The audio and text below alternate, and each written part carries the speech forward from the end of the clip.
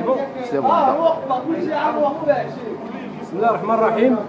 يا الخوت، هنا في مديريه الضرائب ديال بن مسيك سيدي عثمان، جينا باش نخلصوا الضريبه على السيارات. ضريبه على السياره هما كيف كنخلصوها في مديريه الضرائب. هذا العام قال لك التسهيلات عطاوها للابناق. الابناق ما كيخدموش فابور، كتخلص 460 ريال لي فخي ديال هذه الخدمه هذه. الناس كاملين دابا بززوا عليهم، ملي كنجيو كنخلصوا هنا كيقول لك هنا ممنوع، ما كيعطيناش، كيصيفطونا عند الابناق. باعوا لنا الابناق، باعوا المواطن الابناق.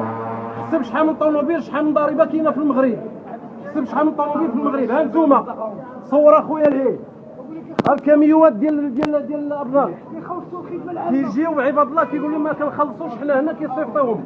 دابا هذه ماشي خدمه اختياريه، اجباريه. بز منك، انا خويا بز منك، بز منك تخلص 460 ريال للابناق. حيدوا لنا حنا 460 وعطيوها للابناق يتمليروا على ظهر الشعب. ومنين جينا هنا ما كاينش اللي بغى يستقبلنا، ما كاينش اللي بغى يجي معنا هنا في مديريه الضرائب. هنا حتى واحد ما بغى يستقبلنا. كنبغيو نخلصوا الضريبه ديالنا كما موالفين. قال لك لا سيروا الابناق، حيدوها لنا حنا ما عطاوناش، عطاوها للابناق، بيعونا حنا للابناق. تمريروا على ظهرنا. واش هذا الشيء قانوني؟ الا كان هذا الشيء قانوني خرجوا شي ظاهر ولا شي مرسوم، ماشي دير لي التسهيلات. هادو كيقولوا تسهيلات اختياريه، ماشي هادو راه الناس داروها هنا اجباريه. اللهم ان هذا لمنكر.